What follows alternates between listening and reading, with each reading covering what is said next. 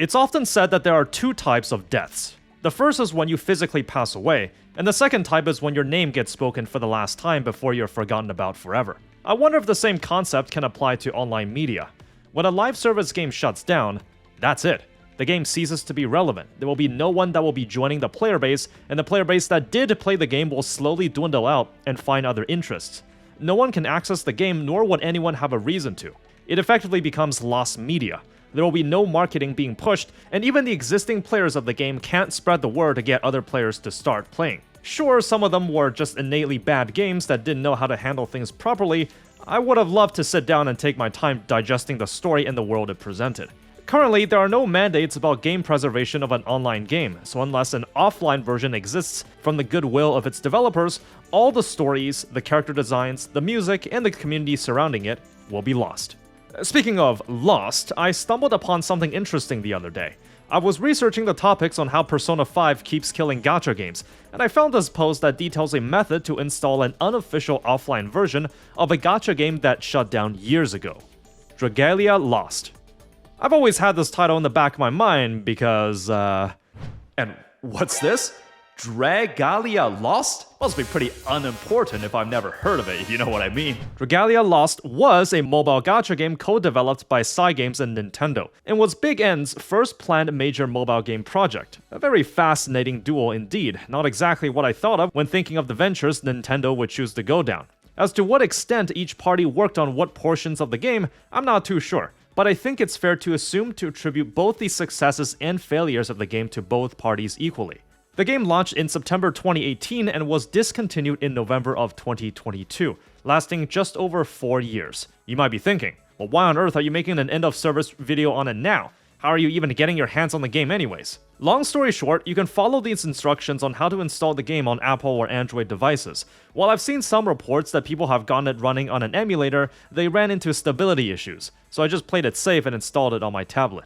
Plus, I heard that when a game was live, emulators were forbidden. I don't know why, but maybe Nintendo's just being overprotective of their property. There's a vanilla and modded version of the game, but I just ran the original for a week to see what it's like. Since the game was published by Big N, let's just all be cool and not tell them that this version of the game exists. I've heard a lot of things about the game. While I personally haven't gotten into gacha games back then, it seems the game had a lot of buzz as people shared their fond memories of it being their first ever gacha game, or how certain events were just being in the game world made it an unforgettable experience.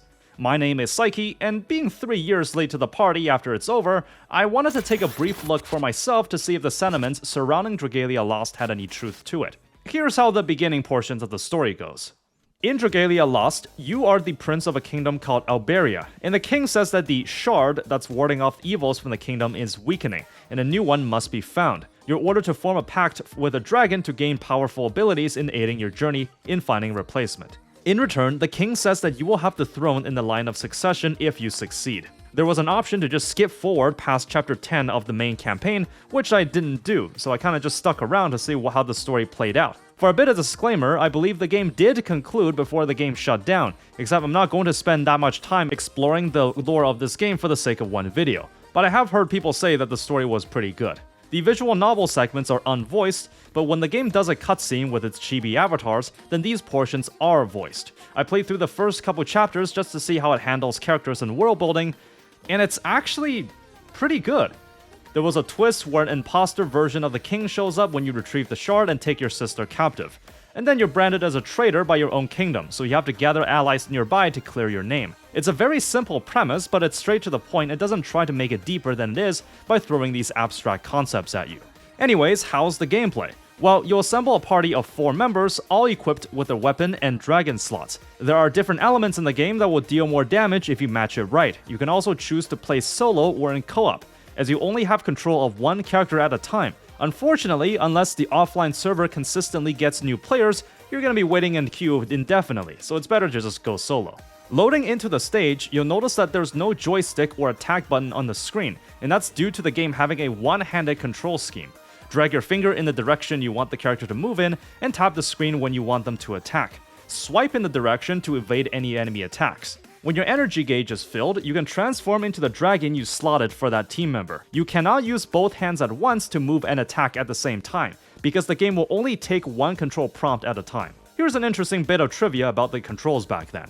When the game launched, at around the same time, Nintendo filed multiple patent infringement lawsuits against another mobile RPG game called White Cat Project, claiming that they used patented control schemes in their game. Obviously, fans of adjacent communities didn't like that, with a hashtag to Never Forgive Nintendo becoming trending online. Fast forward to 2021, the lawsuit was eventually settled, with Colopol, the developer for White Cat Project, to pay a $30 million fee, change the control schemes in their game, and an agreement to pay for further licenses in order to use the same patented frameworks. While I'm not sure if Dragalia Lost's controls legally qualify as the same control schemes, given that they do feel extremely similar, this was enough to make some players boycott the game.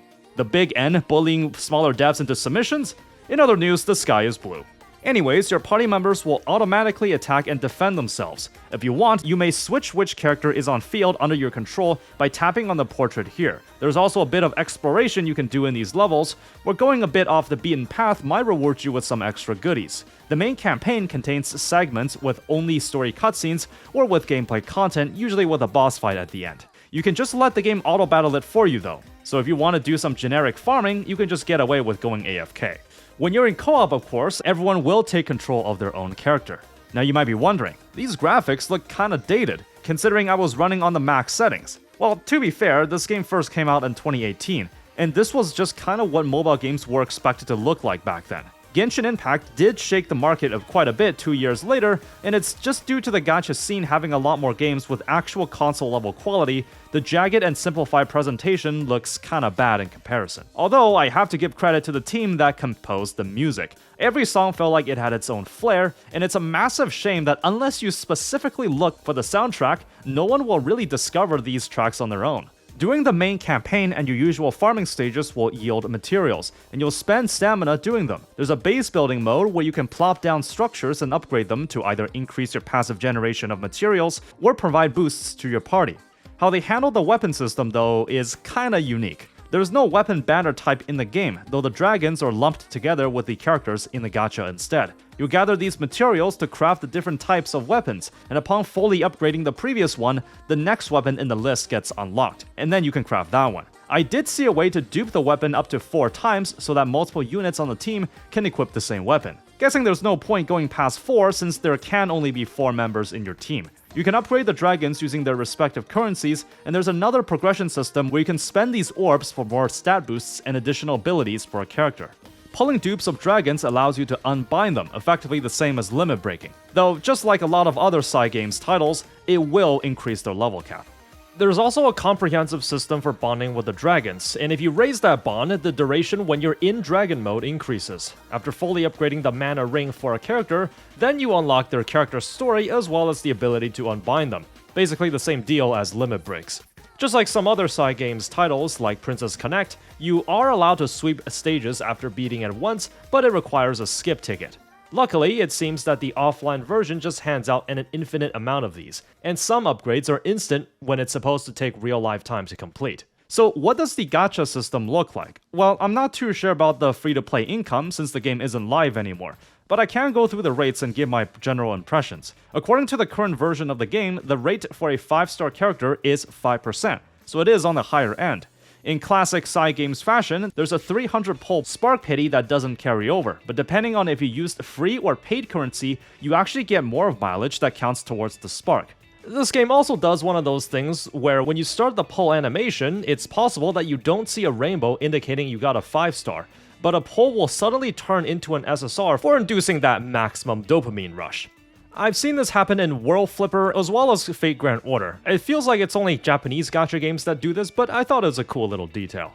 Every pull is 100 units of this gem currency, so a multi is 1000, an oddly round number. From what I heard, the game was generous enough that you could get a lot of free stuff. Obviously, I can't look at the cash shop since it's all gone. Now, I don't have the emotional connections with the game when it was live, but I can take a guess on why, despite being quite small in its scale, the game was praised by a lot of people. For one, the atmosphere of just being in the game feels great. The main menu screen shows the leader for your assigned team walking down a dirt path, while the units that you pull from the gacha greet you with their unique dialogue. The scene changes and you see the other characters in your roster interacting with each other. I'm willing to guess it was more of Cygames that implemented this feature, as they've always had a good sense of world building, where the in-game characters actually interact with another and not just feel like NPCs that only talk with the player. The other reason is that the game just feels incredibly easy to play if you're a non-spender. The rates are unusually high for a gacha game, so you can realistically get a good chunk of the characters. Throughout the time when the game was live, it certainly saw a decent bit of success, though that wouldn't really last into the later years leading up to the shutdown. While I don't think I can explain much of the dissatisfaction some people may have had with the game, I can take a few guesses.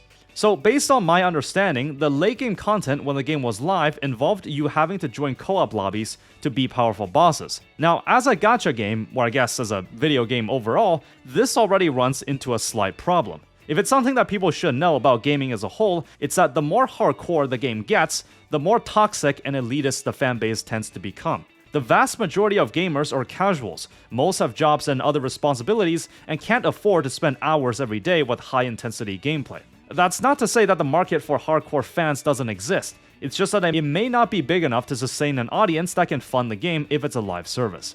It's always to a gacha game's interests to appeal to a mostly casual audience. Now don't get me wrong, I love a challenge once in a while.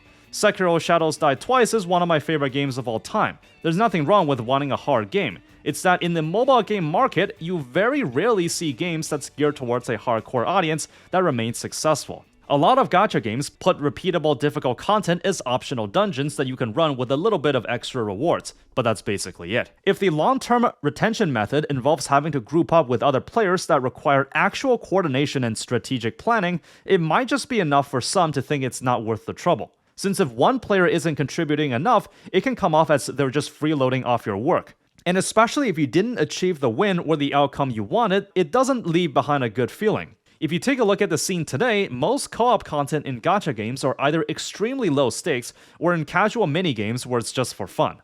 I'm not sure to what extent this bothered players, but it's just something I wanted to bring up. Alright, so which one of the two parties signed off the death warrant for the game and wanted to shut it down? I took a look at some sources, though I couldn't find any concrete reasons why it was shut down or who made the call, but I do have my own opinions about this. Okay, what I'm about to say might sound like treason to the original Dragalia Lost players, but why are some people solely blaming Nintendo for the shutdown, as if Cygames was somehow absolved of all sins? As a co-developed game where both parties had parts to play in the project, I just find it a little weird that without conclusive evidence, people would entirely shift the blame on the big N. I know a lot of people don't like Nintendo and want to pin them as a convenient scapegoat of shutting down a game they once enjoyed, except I don't think there's a clear-cut argument that Cygames' hands were entirely clean too. What's to say that since the game wasn't pulling in the numbers they wanted to see, they collectively agreed that it's a better use of both companies' time to work on their other projects. Cygames had Grand Blue Fantasy and World Flipper, both having aged a bit at that point but still running at the time. There's Princess Connect and Shadowverse, both very lucrative titles.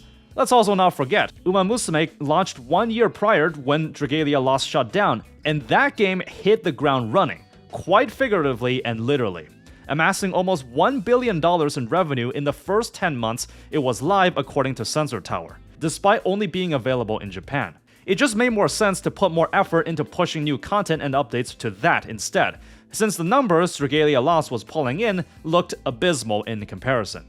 I think it's completely possible that Cygames nodded alongside Nintendo in agreement that it's a smarter business plan to just cut ties with this sinking ship and divert their manpower to other games that they own that show more potential. So no, despite the overwhelmingly positive sentiments of the company, I don't think Cygames is infallible. They've had a few misses here and there. In fact, according to this article from Anime News Network, at one point, Nintendo wanted to tone down the microtransactions in the game, and the rep from Cygames' parent company, Cyber Agent, actually pointed the finger at Nintendo for not making enough revenue. Apparently, players showed some dissatisfaction of how the in-game cash shop was handled, since the packs were just not enticing enough for a good chunk of the players. All in all, if you ask me, I think the reason for the shutdown was due to a combination of losing traction, both revenue and player base-wise, the questionable late-game co-op content, lack of marketing for the game, and both companies collectively agreed that it was just a better use of their time to focus on other ventures. But who am I kidding? It was killed by Persona 5. Anyways, it's also a little weird that they just never did anything with the IP after this was all over. Ever since the game shut down, there has been nothing regarding how this IP will be handled going forward. It probably had a chance of a revival if they made a spin-off single-player game version, or just made the offline servers an official thing. Another Eden did this quite well, where they're releasing a single-player version of the gacha game when it eventually does end. Although gacha games aren't typically known for preserving its content when it shuts down. So all of its character designs, stories, music, and world building are lost to time. Luckily, its community is one of the few that has taken the time to at least preserve the experience by making an offline version. If you really wanted to relive the best moments of the game or even get started on it, you still can today. It goes to show that you can have the best idea when it comes to designing the atmosphere or the characters, except if any part of the game doesn't have a strong hook to maintain players, then all that effort might just be gone. It's honestly a shame that a lot of people won't get to witness the story or hear the music while in-game, but at least you can see most of it if you look online. Anyways, I hope you enjoyed this brief peek at possibly one of the most notable forgotten gems gacha games have had. Let me know if you once played Dragalia Lost or what you thought about it. If you want to see more gacha related content, subscribe to the channel. You can support for what I do for as little as $2 a month on Patreon. As always, thank you for watching, be sure to spend moderately, and have fun out there.